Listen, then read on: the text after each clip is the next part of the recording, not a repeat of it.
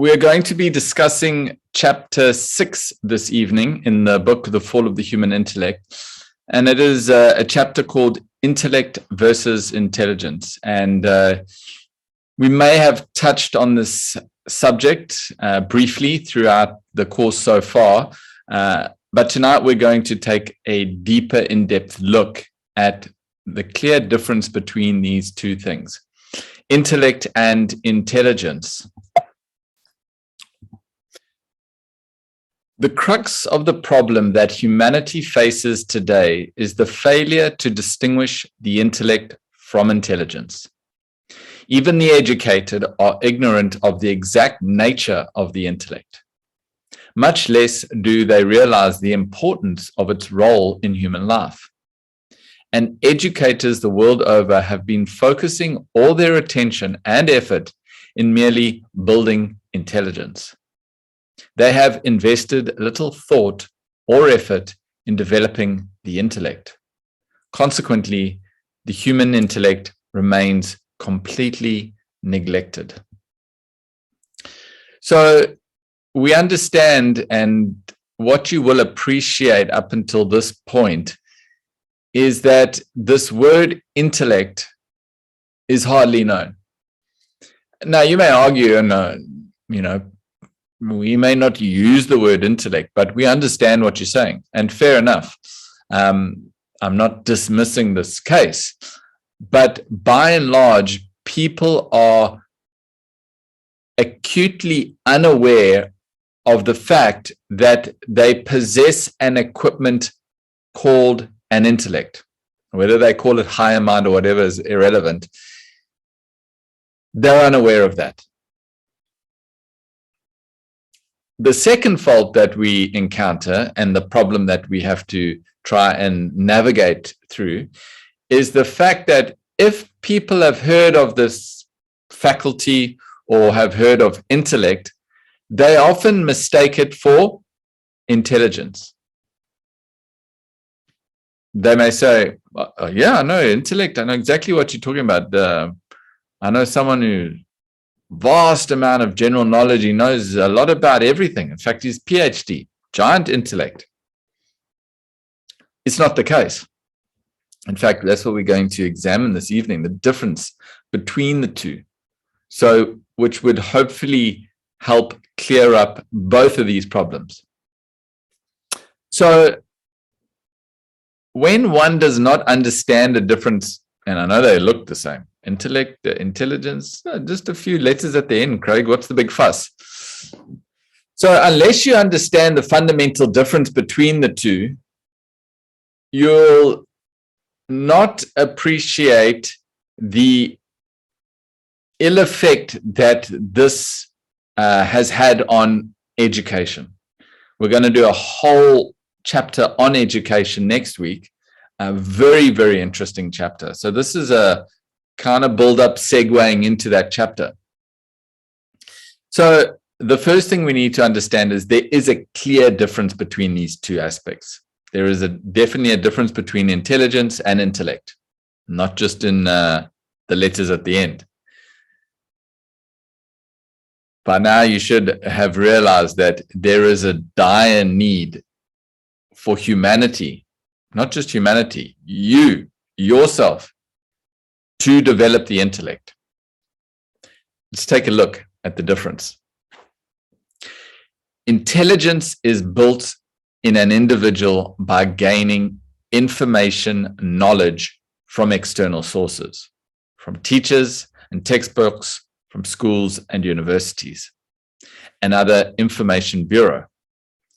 Using those sources, you become informed, knowledgeable, even brilliant in one or more subjects that you take up. So what he is defining here, what the author is defining here is intelligence. You may have heard this word coming up recently. We're trying to figure out we want to gain military intelligence of what's happening in the war. What is that? Well, it's just information. It's knowledge about various positions of troops and movements of armored vehicles, airways, humanitarian corridors. This is all intelligence. And this is exactly what intelligence is. It's nothing but information, knowledge that you gain from external sources. Now, apply this in the current context of education or your life. No doubt all of you have gained a certain amount of intelligence, have gained a certain amount of knowledge. This is usually acquired from schools. You acquire knowledge. Universities, you acquire knowledge. You can even get knowledge now from places like YouTube or Udemy or a host of learning sites, teachers' textbooks. All of these you'll appreciate are external sources that give you information. The intelligence that you have gained provides you with the means to make a living. No more. All creatures, save humans, need no education to make a living. The carnivores and herbivores are naturally provided with this expertise. So are birds in the sky or fishes in the ocean. The human species alone requires some form of education to sustain itself. With knowledge acquired from external sources, you only come up to the level of animals. Education has deteriorated to such an extent. So, what does all the intelligence you say give you? All the intelligence that you acquire enables you to get a job. That's it. Now, you look at the animal kingdom, and this is what he compares it to. The animal kingdom are thriving, surviving. And they don't need to go to university to just get on with life. Every animal has a place to sleep, has food to eat, raises young. They don't need a university for that. Yet human beings have to slog and slave and strain, graduate, postgraduate, doctorate, PhD, you may even get to that extent. For what?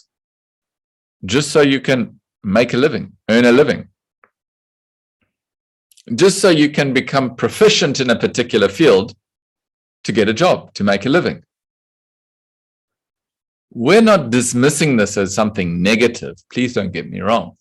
Of course, in modern day society, there are specialized, highly specialized fields which require a lot of intelligence.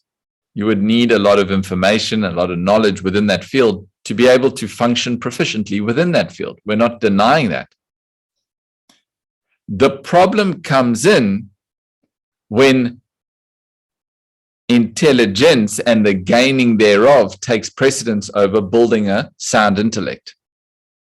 So in other words, what the author is deploring is the current educational system, where all the emphasis is placed on merely gaining knowledge, gaining information, gaining intelligence.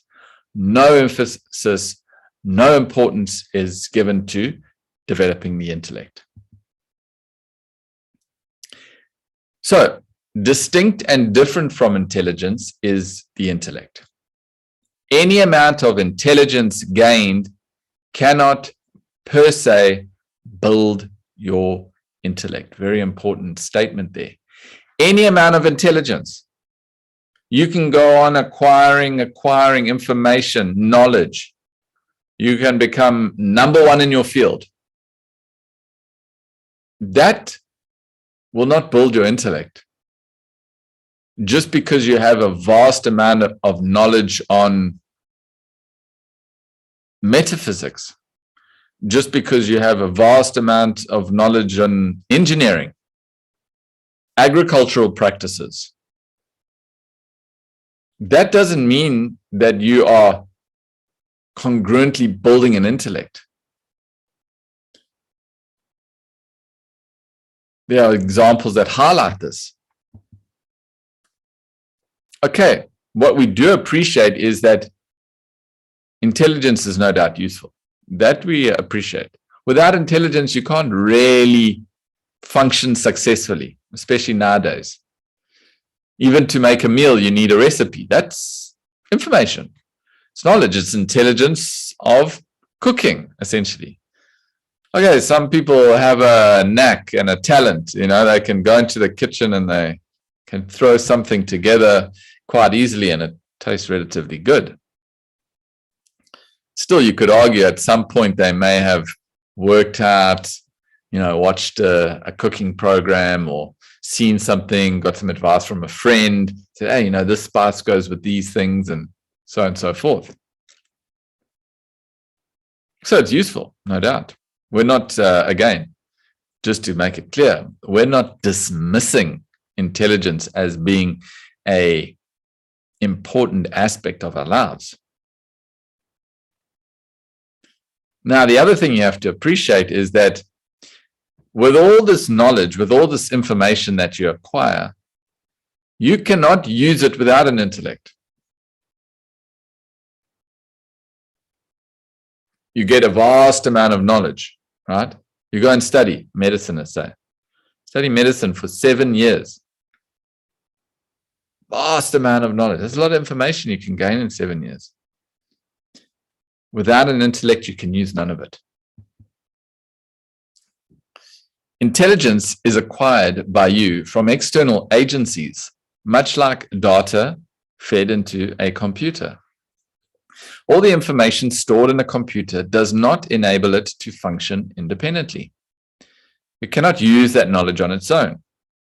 Likewise, you cannot use the knowledge gained without the help of your intellect. You need the intellect to think, plan, and program your life with the available knowledge. So what is the intellect? Okay, we've established what intelligence is. By now, you should have a somewhat clear idea of what intellect is. The intellect is the faculty within each one of us to think, to reason, to judge, to decide on the pros and cons of life. The capacity to question, inquire, and not to take anything for granted. You will have to develop your intellect all by yourself. No external agencies can achieve that for you. You can achieve that by using your ability to think, to reason, to question everything you meet in life. Do not accept anything which does not admit logic or reason. The constant exercise of thinking, reasoning, questioning all through your life would strengthen your intellect. So again, what is the intellect? It is a faculty within us, within each and every human being. That is one of the equipments which we discussed in the beginning of the course that essentially makes us human. See, if we choose to neglect the intellect, if we discard the intellect, we don't put any attention into developing it, what we're essentially doing is reducing ourselves to the capacity of an animal, because an animal has no intellect. An animal functions on brute force or instinct. That's handed down like a blueprint. It's just handed to the next generation of that particular animal. They don't require an intellect, really. Now, the human being, you definitely need an intellect because you're faced with this plethora of choices, choice of action all the time, and you neglect the intellect. Not only are you putting yourself on the same level of animals, but you're actually probably putting yourself even lower, because remember, animals are protected by nature. We're also protected, but with an intellect. Now, if you choose not to develop it, or think about growing your intellect, you can see how that's severely compromising your personality. Now, intelligence on the one hand is just information that we acquire from external agencies. The intellect, however, is something that you need to work on yourself. See, even within these lessons, the teacher is merely providing you with information, with intelligence on living, how to live your life. Also, intelligence on developing the intellect. That alone will not help you develop the intellect, believe it or not. You may hear a lot about intellect in these lectures. That's not necessarily going to help you develop your intellect. And this is where he comes in and he talks about how to develop the intellect. The intellect is developed, and this is recapping again. The intellect is developed when you apply yourself, when you do not, take things for granted. When you don't take something for granted, automatically there is this tendency, there is almost this built-in innate ability to question it. Someone gives you a piece of information. Oh, did you hear so-and-so did this? Now you may just say, oh, really? Wow, that's terrible. Or you may go, sorry, where did you get that information from? Where did you hear that? Oh, I just heard it, I overheard it. Oh, right. Okay, well, how do you know it's true? Well, I'm not sure. Okay. So why should I believe you? You understand? That is applying the intellect, because you're not taking that for granted. You're not taking that piece of gossip, let's call it, or that piece of information that you've heard from a friend and just gulped it down. Oh, really? It must be true. It's not only limited to gullibility. You know, some people are gullible. You tell them anything, they believe it. It's an indication, but it's not restricted to gullibility, a lack of intellect. So to develop the intellect, you will need to question everything. What am I doing here? Why am I doing this? What is the purpose of all of this? And this is where Vedanta philosophy is so very helpful. Not only are we developing the intellect through questioning, and you'll find that in all the scriptures, in all the literature, there is so much scope to question. How can you say that? How has Vedanta come to this conclusion? So much scope for questioning. That's why we say philosophy is an ideal situation or setting for one to grow and develop the intellect. Further to that, it's in the context of higher values. See, anybody can develop the intellect without Vedanta. That's true. You can go into any field and apply yourself in questioning throughout your daily life, questioning everything. What gives you the edge in studying Vedanta is it's in the context of higher values. So not only are you sharpening your intellect, but you are doing it in the context of higher values. So you're lifting your entire personality. So how do we develop the intellect? Essentially, by using it. The only way in which you develop a muscle is by using that particular muscle. You want to grow big and strong arms, you will need to work the arm muscles. You want to grow big and strong legs, you'll have to use those legs, doing some squats, or I don't know, in the gym they got those machines that you pushing weights. Many various ways are there. Maybe you start running or cycling, you'll find that the muscles get bigger. Why? Because you're using them. Same principle when it comes to the intellect. As soon as you apply yourself in using the intellect, how do we use the intellect? By investigating, by questioning, by taking nothing for granted. You may even argue, mathematics, is that a way of developing the intellect? Sure.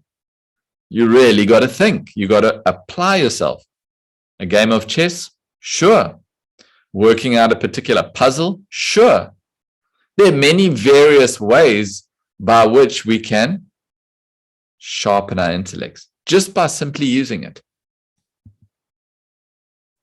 Here's a quote here by Galileo Galilei. He says, I do not feel obliged to believe that the same God who has endowed us with sense, reason, and intellect has intended us to forego their use. So what he's saying is, you have an intellect. It's clear. It's one of the faculties that you are born with. Now, imagine you are given something. You're born with an equipment. This is an equipment. Galileo Galilei finds it difficult to believe that this is something given to you. Why would you not use it? God, let's say, for argument's sake, has endowed us with this sense of reason. The sense of reason is just intellect.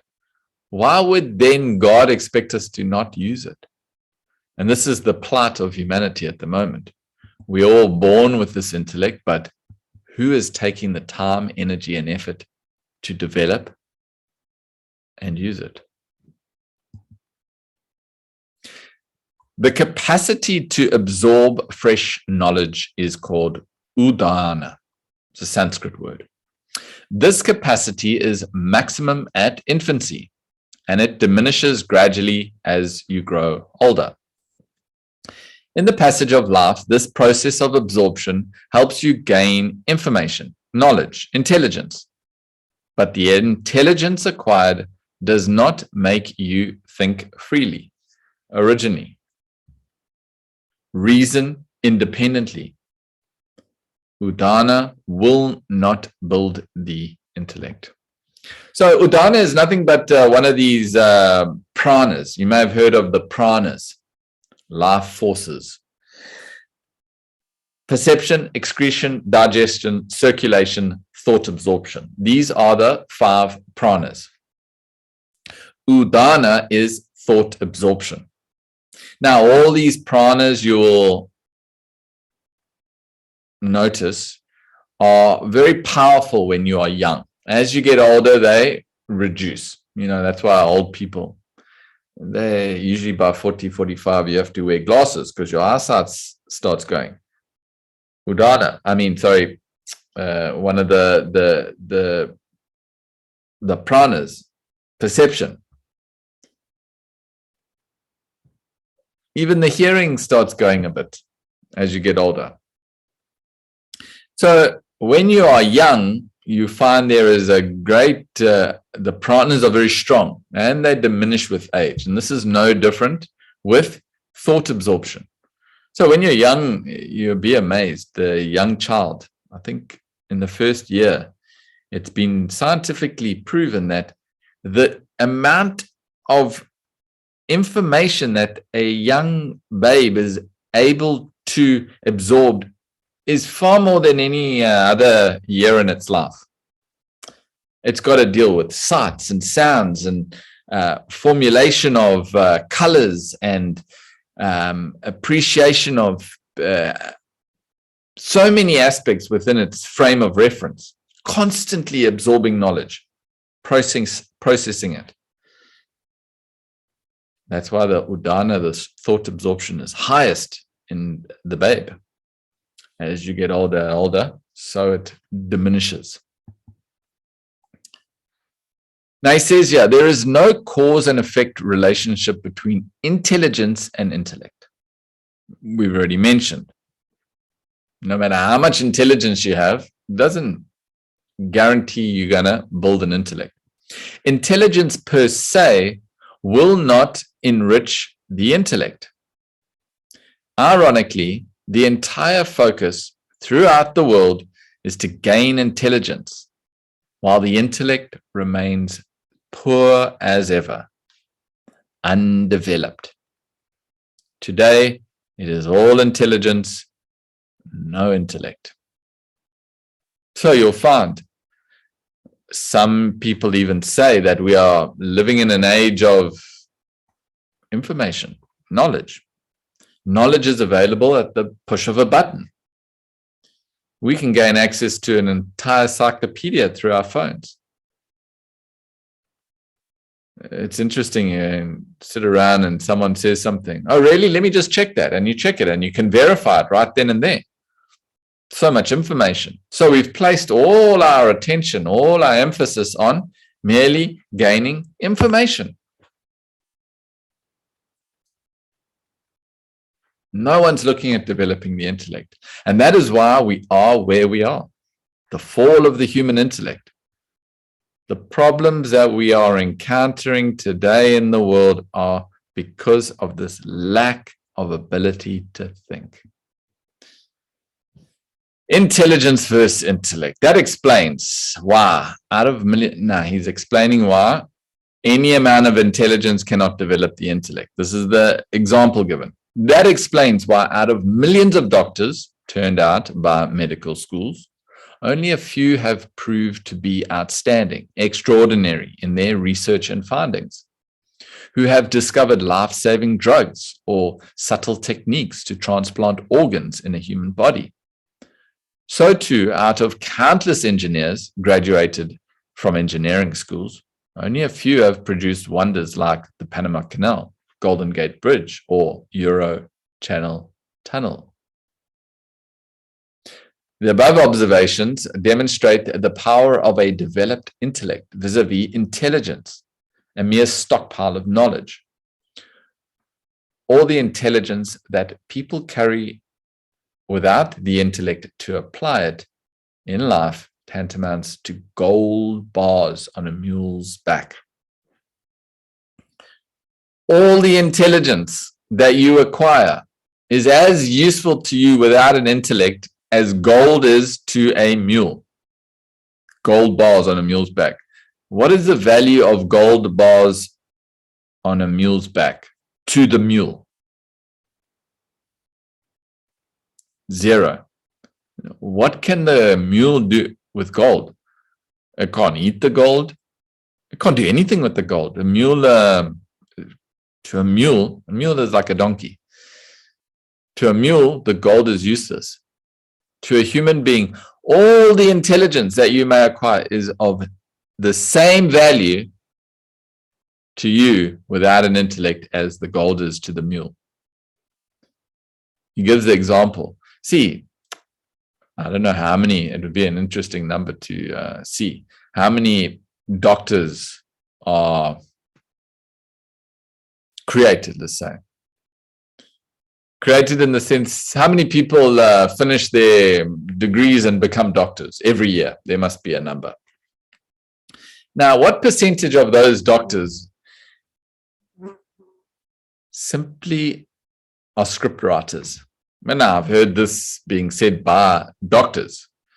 He said, one of the guys chatting to, he said, 90% of us are just writing scripts. That's it. Why? Because the intellect is very, very poor. Okay, they've acquired all this information, all this knowledge, but the intellect is very poor. So they just, like the millions of other doctors, you just go in there and check, check, check, check, check, write the script, off you go. Sitting next to him was a fellow, same curriculum that they both learned, right? The fellow next to him goes on to create a life-saving drug. What's the difference? Now, you may say, no, one guy is definitely more talented than the other guy. No, the difference is the one guy has got an intellect. The other guy doesn't. So even if you want to use the intelligence that you acquire in whatever field you're engaged in, it's in your own interest to develop the intellect, because the intellect will allow you access to use that intelligence. So even if you gain all the intelligence, it's of no use without an intellect to use it. So you need an intellect to use your intelligence. It's like, again, a computer. A computer, you know, the buildings these days, if you go into any buildings, the whole thing runs off a computer. All the entrance and exit points, magnetic, the lifts, the heating, the cooling. It's amazing. You go into a control room of a building. Do yourself a favor. It's a very, it's a learning experience. You got to get past security and that. You got to know somebody. But they'll take you and they'll show you, and you can't believe how the entire system, this entire building, is running off a computer essentially. And the computer knows everything, you know, even if there's a fire, where the escape exits are. If some extraction fan breaks down, it'll be able to identify that. Now, when the fire eventually does hit the building, what's the first thing that burns? The computer. It can't save itself because it's got all this information, all this intelligence, but obviously a computer doesn't have an intellect. It can't apply it. There are very interesting discussions emerging with AI. That's a discussion for another day, but maybe give you something to think about in terms of trying to establish this difference. So, the faculty to think, to reason, is a human prerogative. All other beings lack this faculty since they do not possess an intellect. The intellect renders a human being the chef d'oeuvre of creation.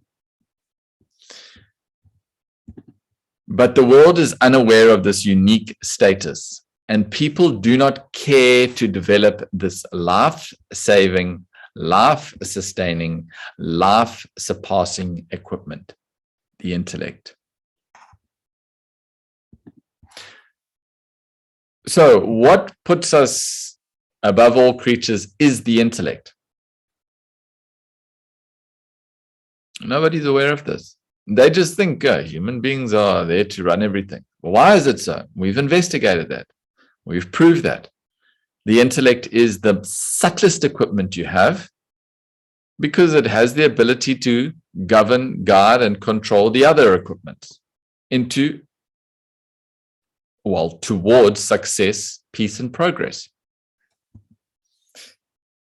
So again, very few people, thank goodness there are 17 of us tonight, that are now aware of the intellect, at least, aware of this beautiful, amazing faculty that is inherent within us, be it latent or dormant. See, where are the rest of the people? Oblivious to this fact, completely unaware, moving through life, just gaining more intelligence, wondering why they can't get along with their peers, why they can't get along with their partners, why they're falling into stress and strain. I'm not painting a bleak picture, but there are very few people who know how to live life. Without the intellect, it's very difficult to achieve this. You fail to realize that thinking, reasoning is skilled work that you need to learn and practice, like playing the violin or golf. You believe that thinking is a natural process like seeing, hearing, or breathing, that you can think clearly, precisely, without putting in the necessary effort on your part. You must understand that to develop the faculty of thinking, reasoning, you need to devote as much time and effort to it as you would to learning any other art or skill. This is very interesting because most people think, yeah, thinking, everyone can think. Yeah, thinking, I can think of something. I know how to think. You're born knowing how to think. That's not the case. Okay, you're born with the ability to hear or to breathe. You don't have to learn how to breathe. True. You don't have to learn how to think. You don't have to learn how to see. It's a natural process. It happens naturally. Thinking is not the same. Thinking, and when we say thinking, we must understand that thinking, the way we describe it, is a conscious thought force. The ability to direct your thoughts consciously towards discovering or achieving an outcome. Anything else is just rumination, ruminating on thoughts. You may catch your friend sitting there looking into space. What are you thinking about? No, I was just thinking about the weekend. That's not what we are calling as thinking. That's just the rumination of thoughts. Just going over thoughts, playing in your mind. Lovely time I had. No, thinking. When we talk about thinking, it's conscious thought forth. And the ability to do that effectively requires practice. It requires education. How to think. It's not something that comes naturally. So nobody understands this. What are you talking about? Come on, Craig, man. Look what I've achieved in my life. I've got a beautiful family. I've got a beautiful business. I've got a PhD. I'm doing pretty well. Of course, I know how to think. You may claim that. A person who holds a racket in one hand, a tennis ball in the other hand, hits the ball over the net, may claim he's playing tennis. But they're varying degrees. Just because you've achieved something doesn't mean you can think necessarily. Just because you hit the ball over the net doesn't mean you're playing tennis necessarily. Okay, it may go in the lines, you may score the game. Where is that and where is a Djokovic or a Nadal or a Federer? So like anything, like sport, like a musical equipment, these require practice. These require learning. You've got to learn the rules of the game. Then you've got to develop a technique. Then you've got to practice. It's the same thing with the intellect, exactly the same approach. Now, this knowledge, obviously, and what is mentioned in the book, the 3-year course offered by the Vedanta Academy, facilitates this. No, you don't have to do the course to develop your intellect. The literature is there. The weekly classes are there for those who are interested when this course is over. I'm conducting classes that go on weekly. In fact, there's some people in this classroom that are attendees there. Weekly, every week we meet and we discuss these philosophical concepts. The time in between you go and you research and you study and you put into practice all the things that we've learned. This way, you slowly start chiseling your thinking capacity. You start honing in, you start developing, sharpening that capacity to think clearly. Once you can think clearly, life is a breeze. Guaranteed. It becomes very, very easy once you can think clearly. If your life is a struggle, a strain, difficult, challenging, no, I'm not saying challenges are bad. Challenging can be good.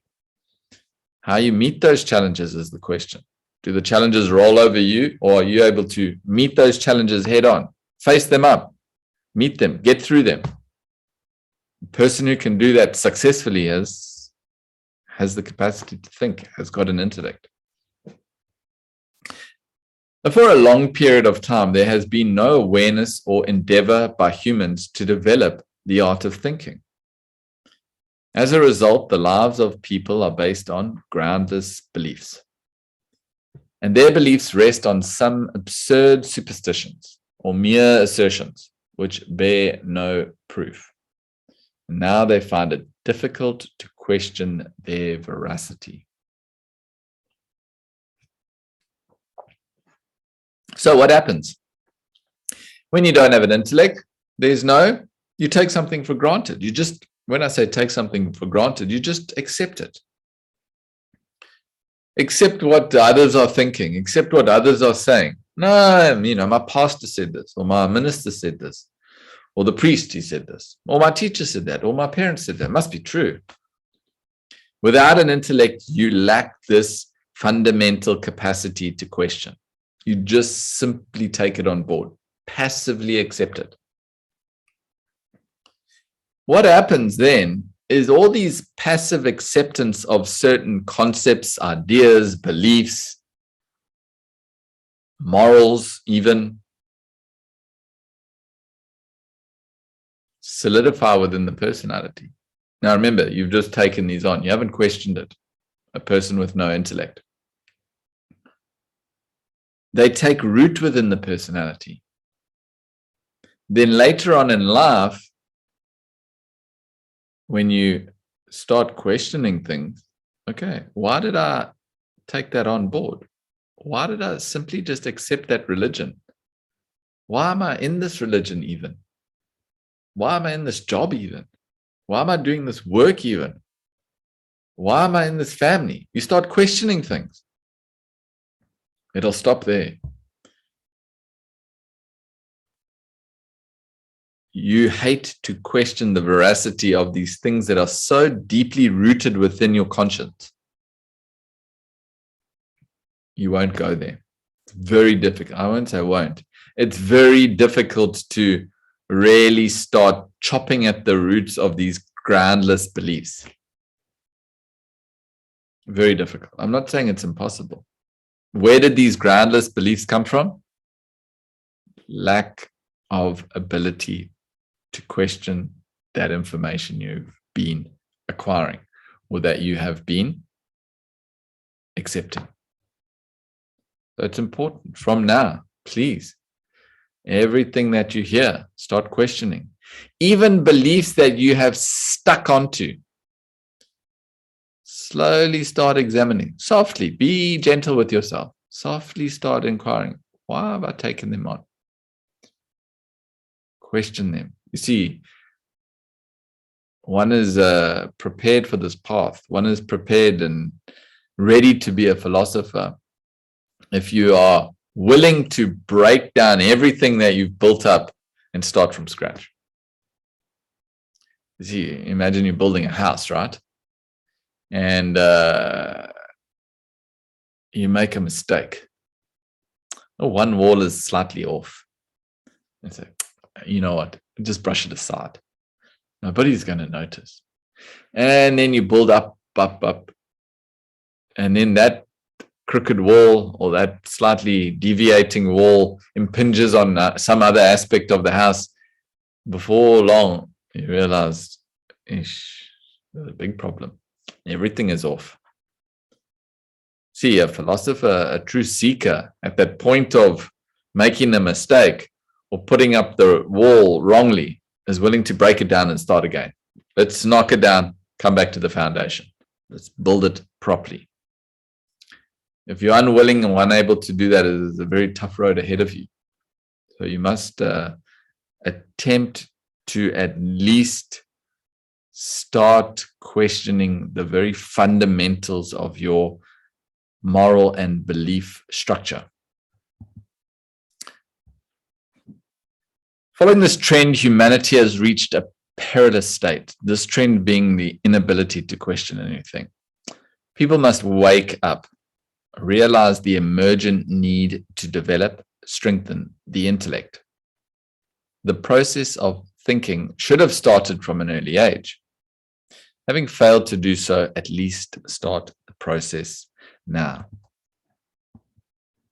So this is why we always prefer to engage with youth. Youth are a blank canvas. All of us were youths at one stage. Blank canvas, right? Udana Shakti, that a thought capacity for absorption is very, very high when we were young. That's the best time to take up Vedanta. Don't worry, all is not lost. You can still employ these methods and techniques and start developing your thinking capacity. Wake up. That's all it requires, for you to just wake up. Realize how important the intellect is and the need to develop it. You see, I could talk and talk and talk for 12 weeks until you make that one realization. Nothing will change. So I would keep on going on. 12 lessons of intellect, intellect, intellect, intellect, intellect. Eventually you get bored. In fact, I'm quite surprised to see so many people are still with us. Because all I'm saying is the same, intellect. This guy's got nothing else to say. Simply goes on, intellect, intellect, intellect. My point being that if you are able to come out of this course recognizing the need, the importance of an intellect and the need to develop the intellect, then you've achieved something. Then you've achieved more than most of the 99.9% of the people in the world have achieved in their whole life. Just through that. Amanda, when you talk about questioning, I'm just reading Amanda's question. When you talk about questioning, are you specifically referring to the existential or philosophical questions? Or does it apply to all questions, like questioning whether the earth is spherical? It's a good question. Of course, depending on your field of interest, will determine where you place your emphasis in terms of questioning. A person who's engaged in engineering will question certain principles in engineering field. Surely there's a better way to do this. What happens if we stretch the steel like this, heat it, stretch it? Or perhaps this. He questions within that field. Now, the stronger your intellect gets, the more you'll be able to apply that degree of questioning to all aspects of your life. Now, obviously, when you talk about existential, philosophical questioning, that's at the root. That is life, essentially. Philosophy is life. There's no demarcation between the two. In order to get on with life, you need some philosophy. So, why it's so advantageous, let's say, to apply questioning within philosophical thought, because it deals with fundamentals. Once you can strengthen that ability to question in your life, you can apply it in every other field that you like. I would suggest that's the better way of going, rather than question in your field and then try and apply it in your life. You understand? So you may question, and what's your example here? Like questioning whether the earth is spherical. That a question may have arisen in your mind.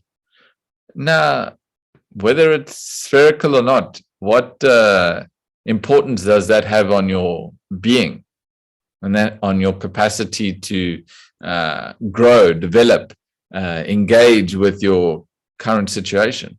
Some people might say, well, it's very, very important, and I know that. Then, yeah, I'd suggest question that.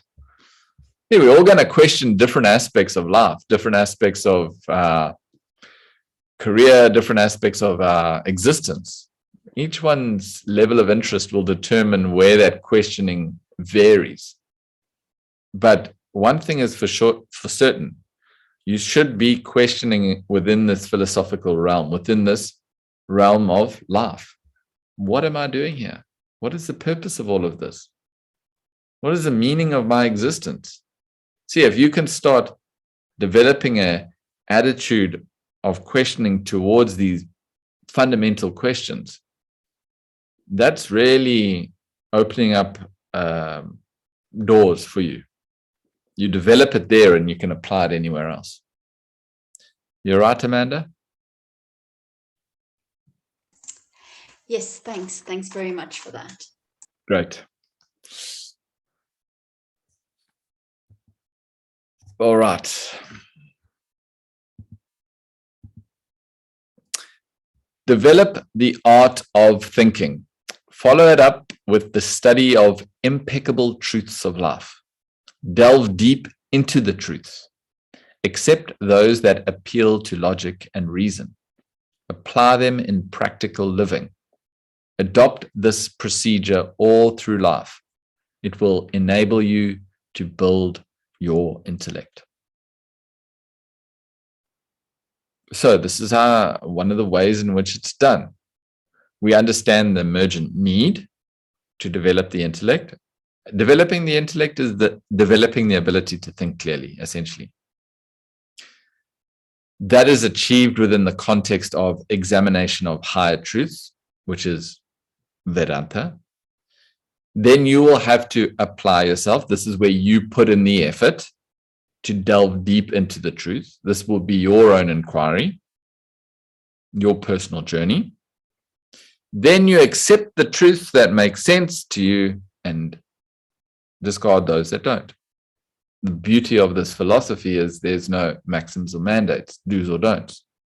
You must pick up whatever facts are presented, whatever truths are being presented, and you must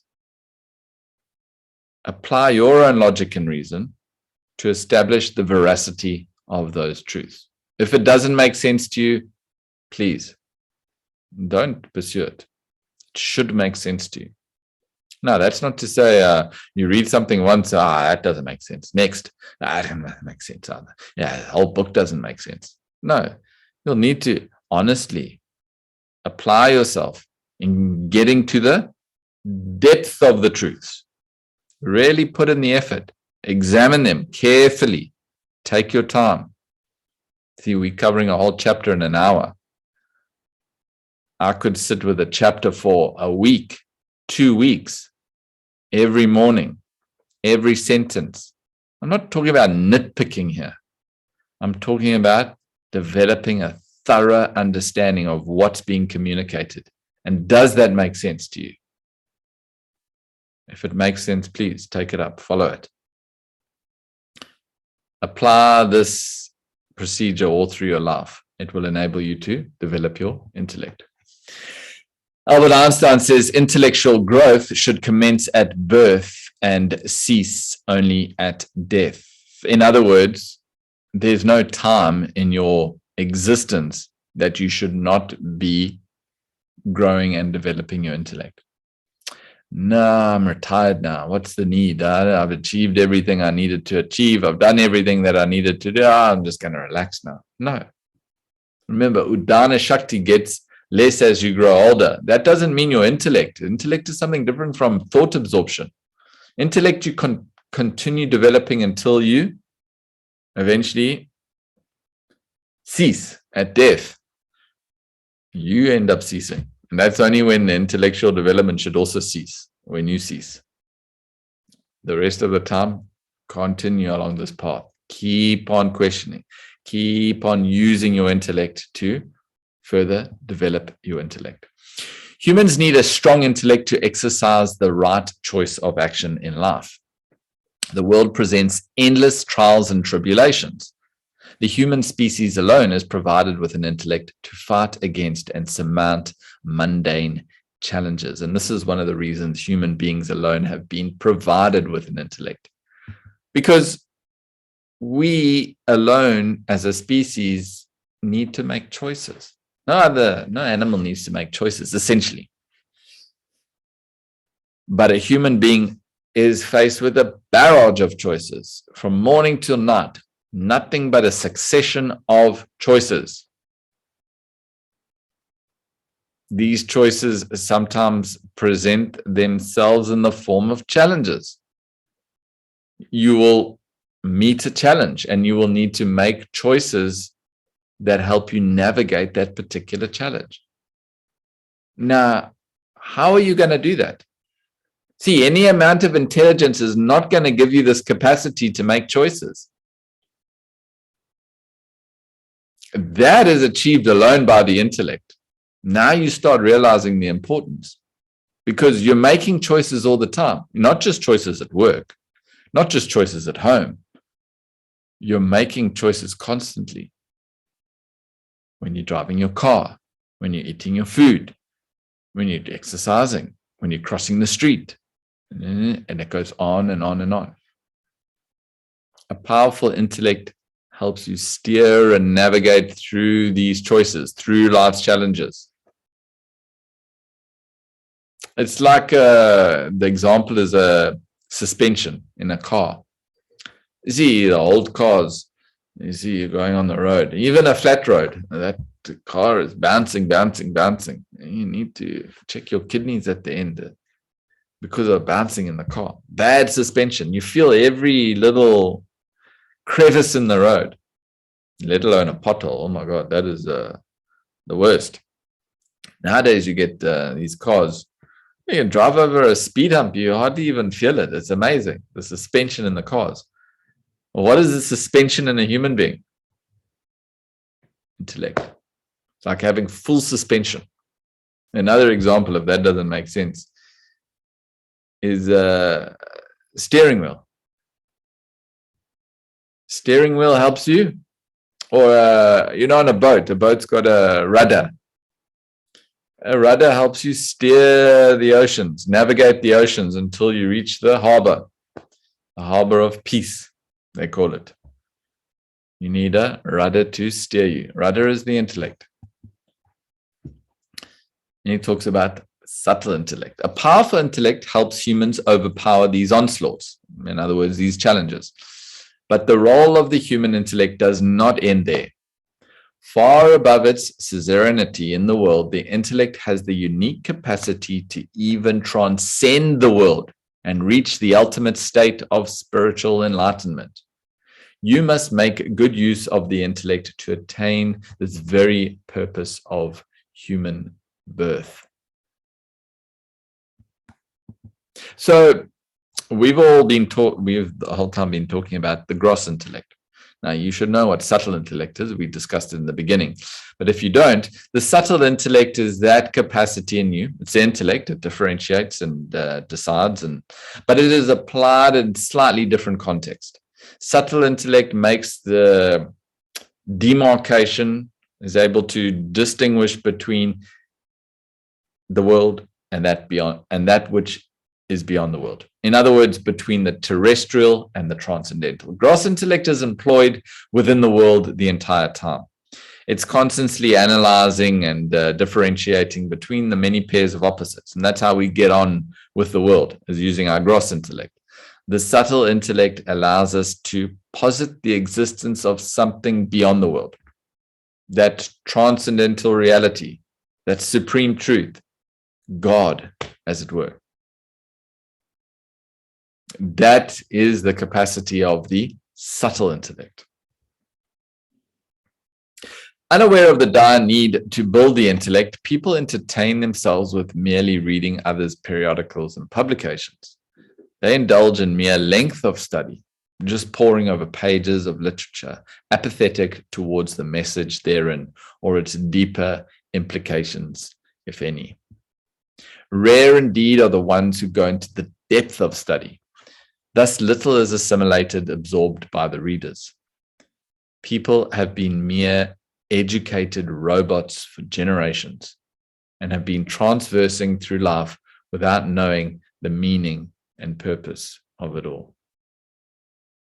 So what he's saying is that most people that read linearly. They're just reading through, there's a saying, I can't remember who it was. He said, I thought I'd written it there. He said, are you a great, it was a very famous philosopher. He was asked, are you a great reader? He said, no. If I was a great reader as others, I would be as greater ignoramus as others. And he's highlighting this point that most people are just reading linearly. Linearly means acquiring information, vast amounts they read. I'm a big reader. They've just got lots of info, and I'm not talking about novels here. They're reading information to gain information. Very few people get to the depth. It's like you could sail the world over and over, map out the entire world. But until you stop and you drop the plumb line sinks all the way to the bottom. You'll never know the depth of the ocean. It's like that. So you end up knowing a lot about things. There's a quote here about Omar Khayyam. Myself, when young, did eagerly frequent doctor and saint and heard great argument about it and about, but evermore came out by the same door as in I went. So what does this essentially mean? He used to go where there's learned men, doctors and saints. They were obviously talking about philosophical thought. But what he discovered was they just talked around in circles, about and about. I came out the same door I went in. In other words, he didn't get anywhere. He didn't learn anything. They just talk in circles. This is often what happens in philosophical parlance these days. No one's interested in getting to the depth of any thought. It just goes around and around. No one gets anywhere. That's why there's often this association with philosophers, glasses on the end of the nose, dry sort of type people. I appreciate that's obviously not what true philosophers are. The world abounds in personalities with one-sided development, intelligence and no intellect. An example of one such person suffering from this human imbalance is a renowned scientist. And you'll see this actually happened. and it's a tale told by Swamiji himself, where he was in America and this great scientist wanted to meet him. He was said to be the top scientist in America. And he said, I'd like to meet you. And the wife organized the appointment, and, they came to visit Swamiji, and pleasantries were exchanged. And they got into the room, and the wife sat down, and Swamiji thought the husband was bringing the wife. Some problem was there with the wife. Anyway, the wife sits down and goes, Swamiji, you have to speak to this fella. He's got a serious problem. Well, what's the problem? Oh, a terrible temper and a very bad drinking habit. And he's constantly arguing with the children.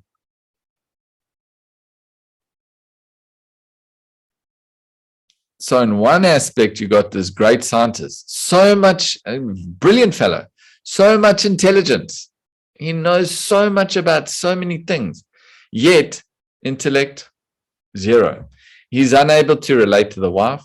He's unable to manage his own impulses and desires, his addictions. He's unable to get along with the children.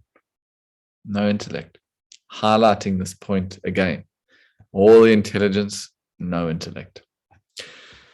On the contrary, there are luminaries possessing awesome intellects which hold their minds under perfect control. Some of them possess no academic qualification, but academies are built around them. Take, for example, our man Steve Jobs. He never went to university. He's considered as one of the greatest thinkers. Look what he's established. Look what he created. Just the ability to think. Educational institutions, therefore, need to maintain an equable balance between acquisition of intelligence and developing an intellect. So, again, as I reiterated, we're not dismissing the role of intelligence. What we are saying is that intellect needs to be developed commensurate with gaining intelligence. Neither one can be neglected. In the world today, intellect has been completely neglected. Okay, that brings us to the end of tonight's discussion. We do have a few minutes if there are any questions or clarifications. Okay, I see some coming in here. The first question from Diksha. In your opinion, Craig, what is the most helpful question that we can ask in daily life as students of your class? What is the most helpful question that we can ask in daily life as students of your class?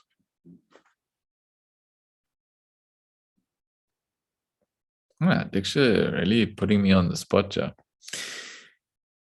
My opinion, first of all. So, in my opinion, I would say the most helpful question for you, it's like what you're asking me is, Craig, what is the best medicine in the world? What's the best medicine, do you think? That's what you're asking me. Hi, Craig. Can you hear me? I can hear you, Diksha. Oh, okay, great. No, I meant something a little narrower and maybe a bit easier to answer, which is just in your experience as a teacher over the many years, perhaps there's something that students tend to overlook, students of Vedanta. Is there a question that you think would be particularly useful to us who are engaged in this kind of study and practice in daily life? So again, I wouldn't say there's one question. It's not like there's one medicine to cure all diseases. There's no one medicine better than the next medicine. It depends on your malady. It depends on your disease. So depending on the weaknesses or defects within your personality will determine the emphasis you need to apply. So you will need to be aware of where those lacunas lie in your personality and direct that questioning in that particular area. Now, if you're just asking for something general, just a general question, one very helpful question is, especially when you talk about pursuing Vedanta, pursuing a spiritual life, one question I actually ask myself often, where are my thoughts? Where are your thoughts? Where are your thoughts? You see, if you want to pursue a spiritual life, then you must plant your thoughts on the higher. Constantly throughout the day, check in. Where are my thoughts? We tend to get involved and engaged in this worldly existence, enmeshed in everything that we do. Thoughts start running towards family, towards business, towards food, towards sensual pleasure. Very seldom do our thoughts gravitate towards the higher. So for students of Vedanta, seen as though you asked, a question that I myself find very useful is, where are my thoughts? Catch yourself in the day. Where are your thoughts? How much of your emphasis, time, and energy is placed on thinking of that eternal reality, that truth, the self, the Atman? So that I find very useful. Thank you. That's awesome. Lee, what about how could I have been a better version of myself today? That's one approach. Yes, I mean, I don't think this is necessarily something that you should necessarily start getting into on a daily practice, because you see, the problem with that is that when we look at changing the personality, right, it takes a vast amount of effort. It takes a great amount of time and effort to really make fundamental shifts in the personality, to raise that vibrational frequency, if you will, of the personality. So daily, it's not something that you're going to necessarily notice, which may give rise to a sense of dejection. Oh, I made the same mistake today as I did yesterday. Oh, what am I really doing? You may get dejected. So rather extend that a bit. Okay, where was I today? Where was I 6 months ago? Okay, yeah, I can definitely see I've improved in various aspects. Again, one need not also, another risk is slipping into this result orientation. Am I improving? Am I improving? Am I getting better today than I was yesterday? See, then you've lost it. This result orientation ruins the personality. You understand there's a method, right? Engage in that method. Surrender to that method, to that technique, and do it. It is almost inevitable that there will be improvement. You don't have to keep checking. But again, if this is something that helps you, then I would say, please, by all means, whatever assists you, whatever question you may feel has some resonance that's going to assist your evolution, I would say engage in that, whatever that question may be. Ultimately, it's not so much the question as it is developing that attitude.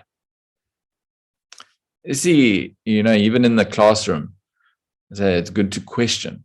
It's good to bring up questions. No, you may not always have a question, but you can always be in possession of that inquiring attitude. You want to get to the depth. You want to get to an understanding.